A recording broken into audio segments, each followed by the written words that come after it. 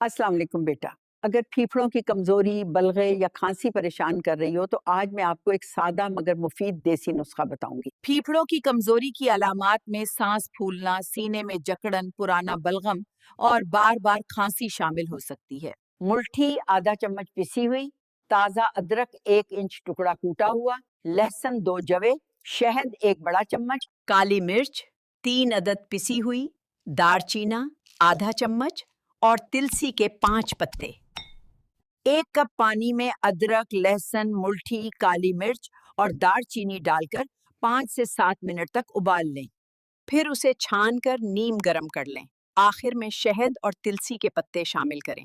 अगर चाहें तो इसे रोजाना ताज़ा बनाकर रोजाना सुबह निहार मुंह या रात सोने से पहले 1 कप पिएं।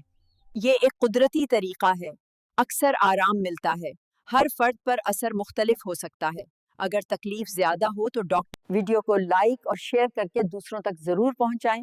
अगर कोई सवाल हो तो कमेंट में जरूर पूछें। दादी अम्मा की सपोर्ट स्टार के साथ करें।